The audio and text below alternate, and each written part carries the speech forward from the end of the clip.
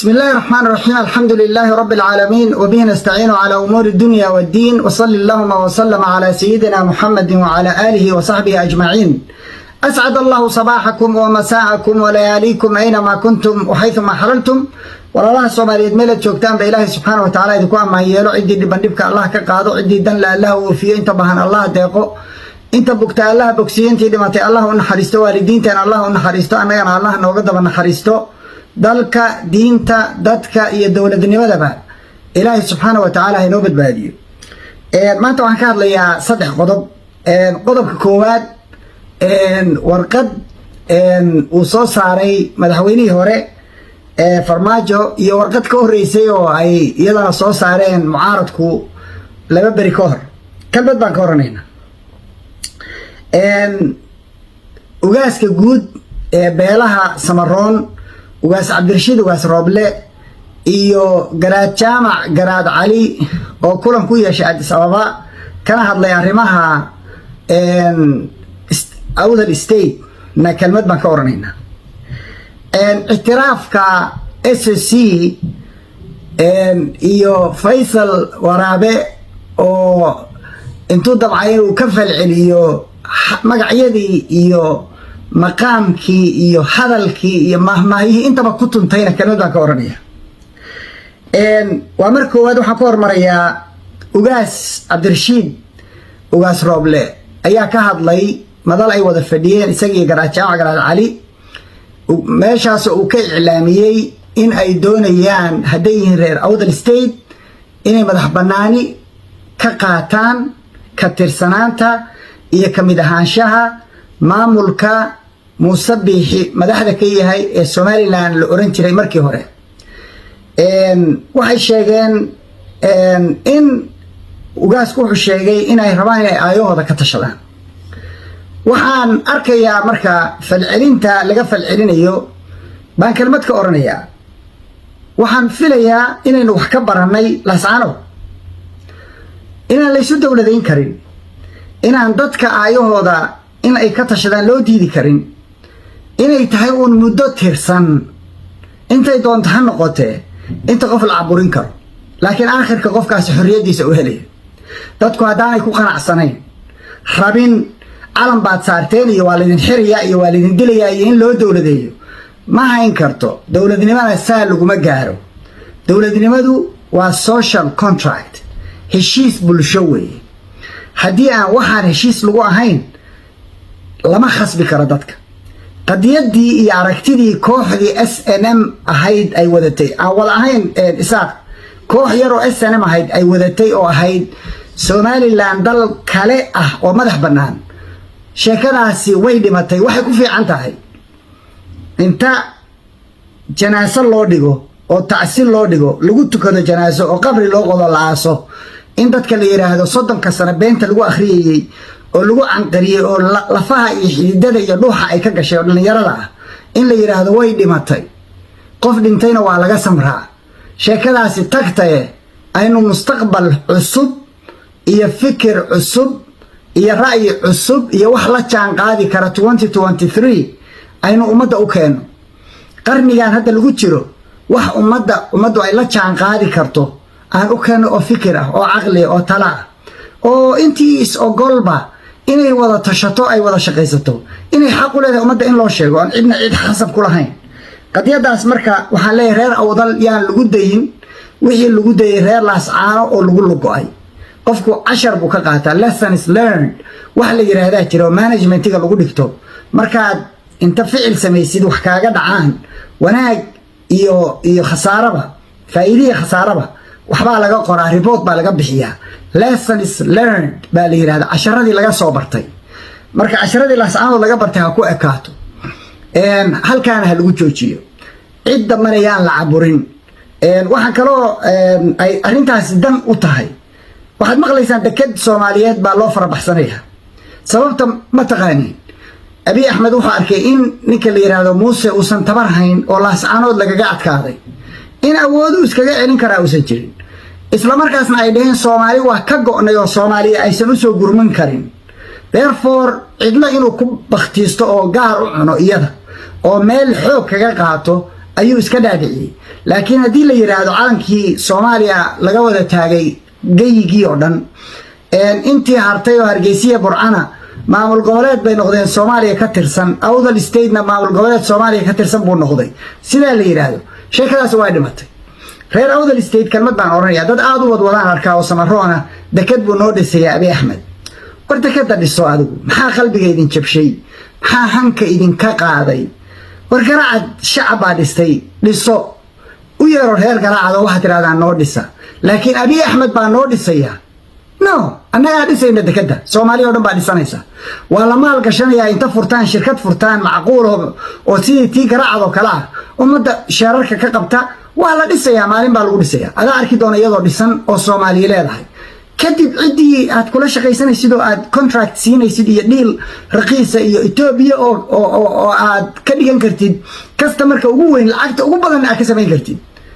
haa u siinaysaa dekada maadaas siin kara anaa kula leh mana ogoli. Soomaaliya oo dhan baa la rabaa inay referendum ku bixiso dhulkeeda.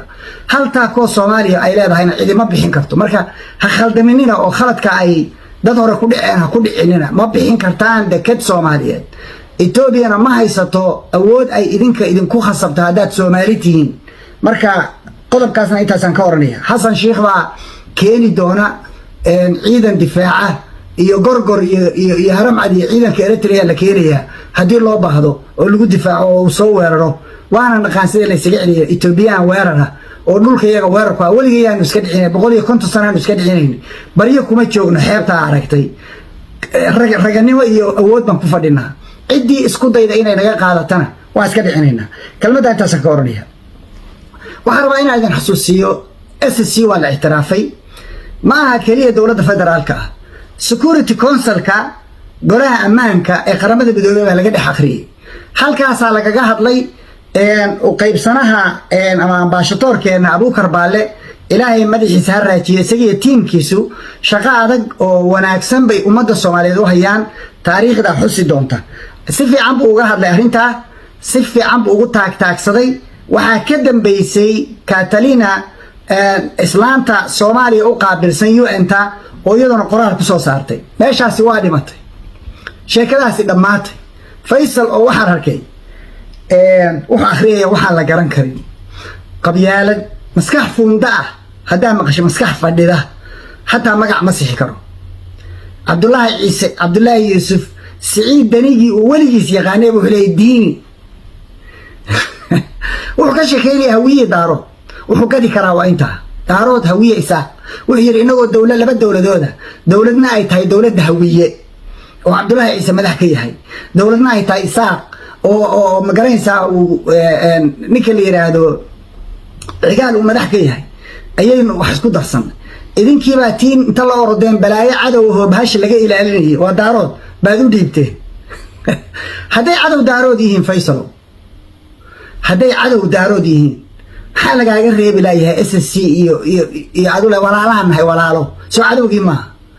SSC dadka degan mooysan daarood ahayn. warsageliyo rubaante ma Kanadiyaanba iyaguna ma isaaq baa mise waa hawiye mise xisaabtaba ma kala taqaanin. hadday cadow yihiin maxaa u soo dhawaysanaysaa? hadday dawlad kula yeeshaan soo madax kuma noqon karaan bariyo cadowgii intay noqdaan ku laahsan bayaan maxaa u soo kaxaysanaysaa u soo dhawaysanaysaa? mushkilo yani maskax funda ah. caruurta iyo dhalinyarada maskaxda wasakhaysan oo ka shaqaysata wasakhda. dawladda oo cadowga ku sheegayo waa la dhamaystay. maxamed siyaad barru u shaqayn jiray, hoos gurigiisu ka shaqayn jiray, waa la soo dhamaystay dawladdii. markii la soo qaxay buu soo cararay. waxaasaa inta marka dhalinyarada soo hor istaaga aan taariikhda garanayn buu wuxuu akhriyay wuxuu leeyahay cadow baa waxa idin qabiil la yiraahdo daaro. war dadka ha isku layn hana isku dirin.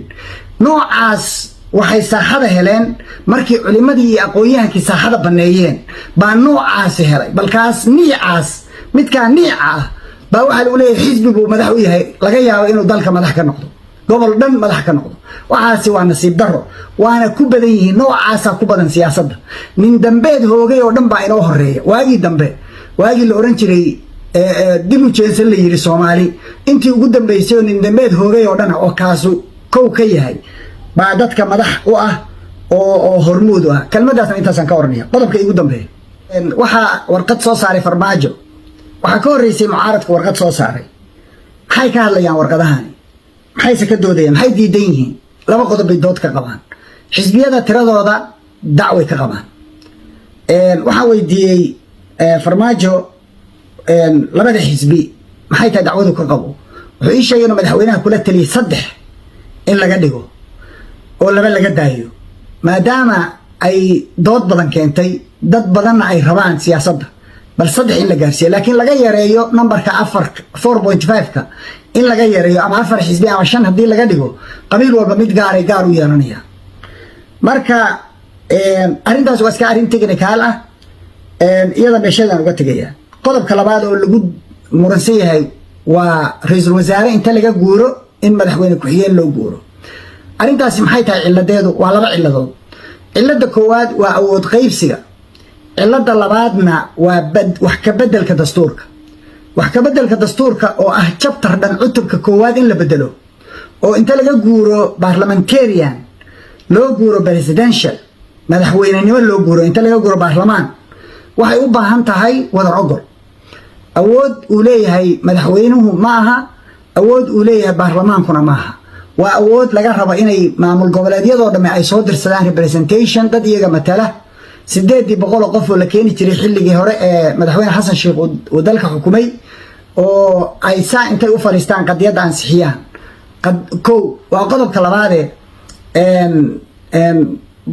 awood qaybsigii markii madaxweynuhu taraa lagu joogaa dalka madaxweynaha waxaa taraysta daarood iyo hawiye prime ministerkana waxaa taraysta daarood iyo hawiye gudoomiyaha baarlamaankana waxaa iskala digil iyo mirif saddexdaa reer baa isu badbedela oo taro ku jooga haddii marka daarood qabsado madaxweyne ku-xigeenna uu keensado reerkii kale awood ma haystaan prime ministerku waa ka awood badan yahay madaxweyne ku-xigeenka maxaa yeele madaxweyne ku-xigeenka shaqadiisu waxay tahay markii madaxweynuhu maqan yahay inuu dalka maamulo hadduu madaxweynuhu dhintana uu isagu madaxweyne dalka ka noqdo muddada ka dhiman xilhayntii madaxweynaha labo inta madaxweynuhu joogo projectigii ama mashruucii isagu uu dhiibo oo kaliya uu ka shaqayn karaa saddex wuxuu awood u leeyahay sanadka markii codku uu tayb noqdo inuu kala gooyo oo cod dheeraad yeesho madaxweynaha sanadka weeye waa marka lagu dhisay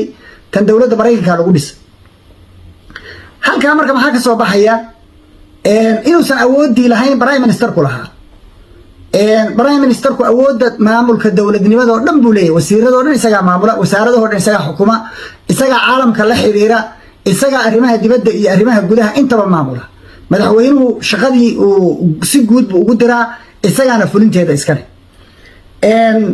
haddii marka madaxweyne ku-xigeen loo guuro beelaha digil iyo mirif waxay waayayaan xilligii madaxweynuhu hadduu dhinto ay iyagu gudoomiyaha baarlamaanku madaxweyne noqon lahaa meesha ka baxaysa inkastoo ay muddo xadidan tahay oo inuu doorasho qabta ay tahay waa ka duwan yahay madaxweyne ku-xigeenka waa dhammaysanaya muddada